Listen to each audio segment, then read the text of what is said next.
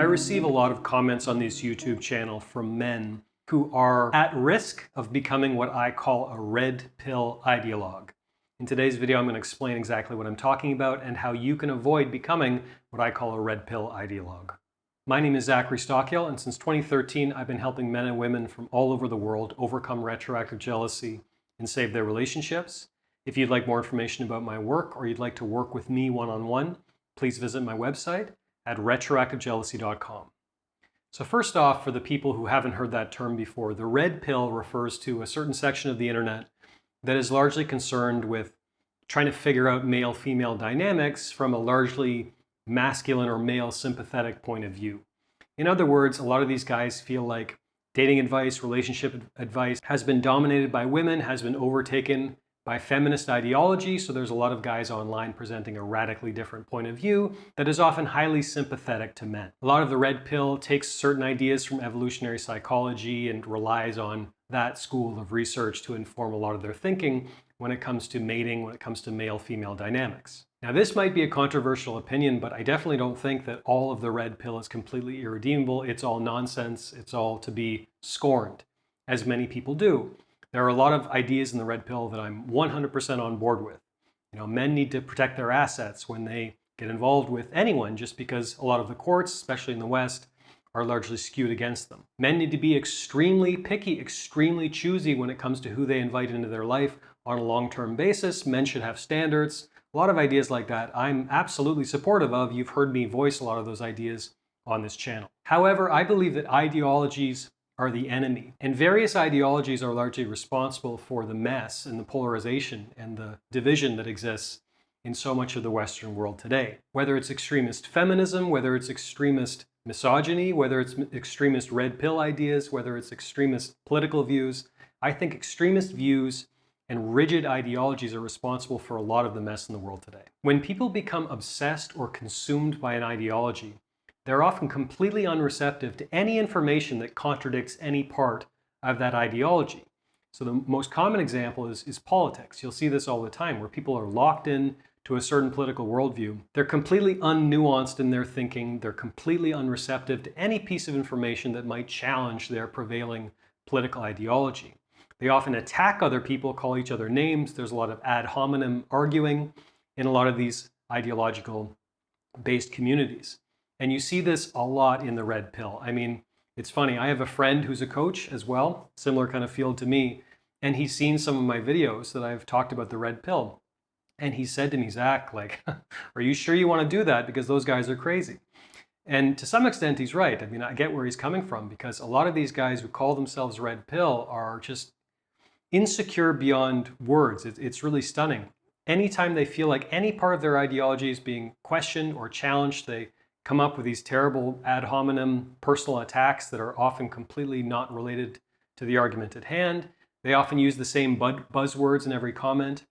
Quite often on my YouTube channel, I'll see a new comment from a male commenter using certain buzzwords, and it's like, okay, this guy just found the red pill, and he's just a keyboard warrior and going off on all these random YouTube channels. So all of this is to say that there are a lot of staunch ideologues inside the red pill community. And if you want to avoid becoming a red pill ideologue, here's a few things that I think you should keep in mind. So number one, remember that no one school of thought, no one book, no one thinker, no one school of philosophy has all of the answers. And I think that's rule number one of avoiding becoming an ideologue of any kind, any sort whatsoever. Ideologues are born when they convince themselves that this person or this school or this book or whatever, this thing, has all of the answers when it comes to politics, when it comes to dating, when it comes to just about anything in life. Ideologues are born when you become unreceptive to any other outside information, and I think also ideologues are born when you start lacking curiosity when it comes to how the world works, how you're accumulating information. So just remember that no one has all the answers on anything. I certainly don't have all of the answers when it comes to retroactive jealousy. I think I have a lot of them, frankly, if you'll permit me to be boastful for a moment, but I definitely don't have all of them. I don't think anyone has all the answers when it comes to politics. I don't think anyone has all the answers when it comes to how the universe functions and how the world works and all the rest. I watch a lot of documentaries, and I'm particularly interested in cults. I don't know why, I just find cult thinking, cult psychology very interesting. And one common component in cults of any kind is one person saying, I figured it all out. You just follow me and everything will be great. Or I wrote this book and it's all in this book, and anything that contradicts this book is satanic or whatever. Ideologues are born when you start losing creativity and you become unreceptive to outside information. I also think you can avoid becoming a red pill ideologue by remembering that yes, men and women are different, but we're not a different species. And that's where I think a lot of these red pill guys and a lot of red pill thinking goes wrong. I'm the first to say men and women are very different. We have different motivations often. What turns us on is very, very different often. What gets us into relationships and what pushes us out of relationships is often different. We have different mating strategies. I completely agree with all that.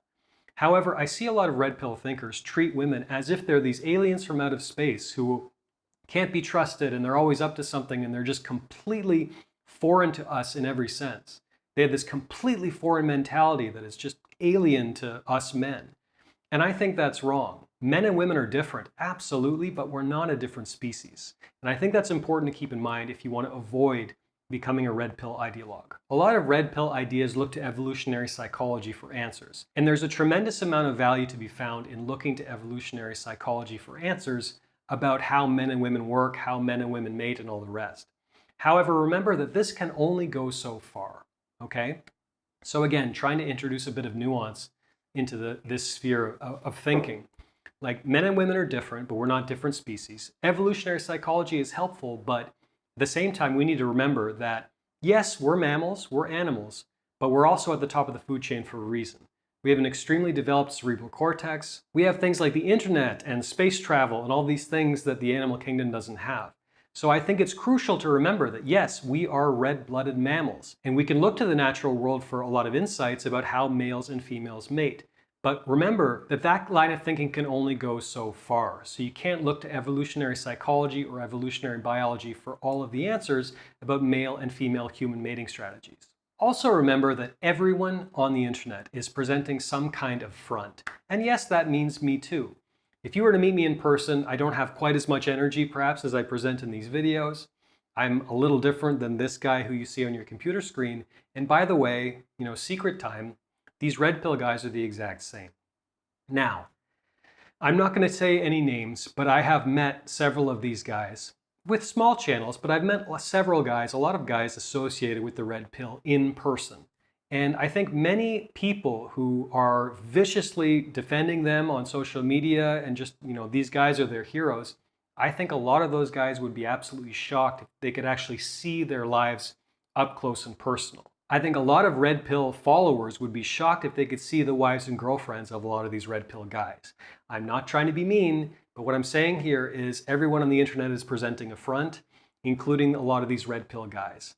I can't go into a lot more details than that for confidentiality purposes, but the basic idea is be careful who you choose as your hero, and remember that anyone you're idolizing or worshiping on the internet is presenting a front.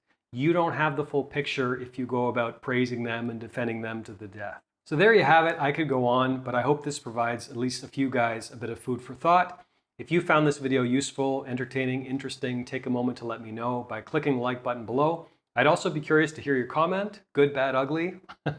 Even if you're a red pill ideologue, leave a comment. I'd love to hear from you. And while you're at it, please be sure you are subscribed to my channel to be notified of new videos moving forward. Thanks again for watching, and I'll talk to you again very soon.